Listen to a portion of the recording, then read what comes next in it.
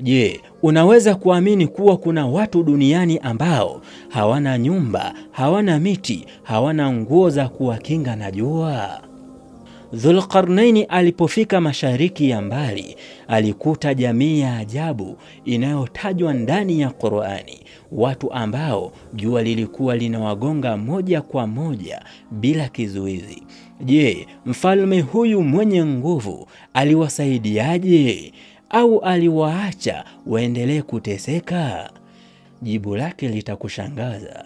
Karibu tena kwenye sehemu ya pili ya mfululizo wetu wa Dhulqarnaini.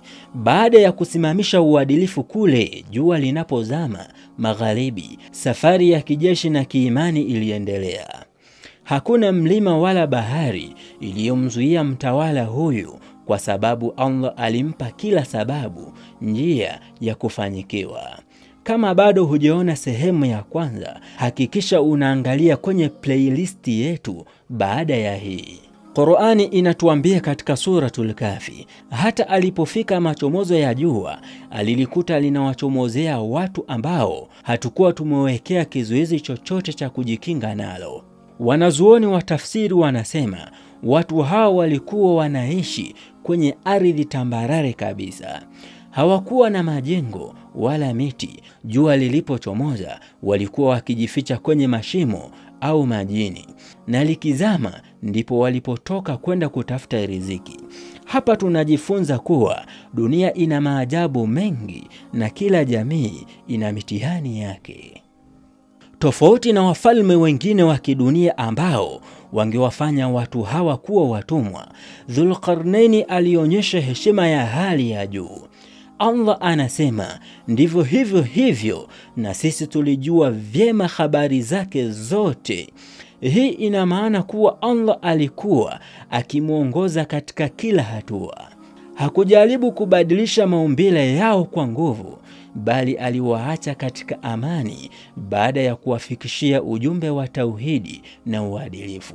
Huu ndio utawala wa Kiislamu, heshima kwa mazingira na tamaduni za watu, ili mradi hawadhulumu. Lakini safari iliyompa umaarufu mkubwa zaidi Dhulqarnaini ilikuwa inafuata.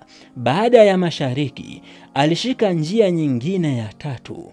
Alitembea hadi akafika katikati ya milima miwili mikubwa Sadaini.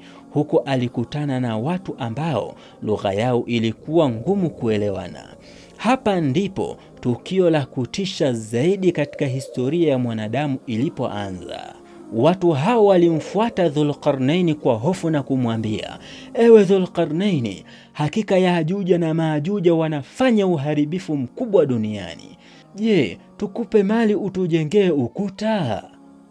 Je, unawajua Yajuja na Majuja ni viumbe wa namna gani? Na kwa nini Dhulqarnaini alikataa kuchukua pesa zao na badala yake akaomba chuma na shaba? Usikose sehemu ya tatu ambapo tutaona ujenzi wa ukuta wa ajabu zaidi kuwahi kuonekana. Gonga subscribe sasa hivi ili YouTube ikujulishe mara tu nitakapoiweka. Mpaka wakati mwingine, hii ni Islamic Book Story.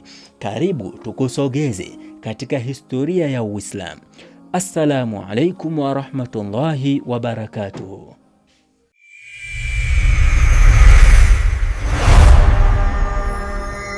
Islamic Book Story.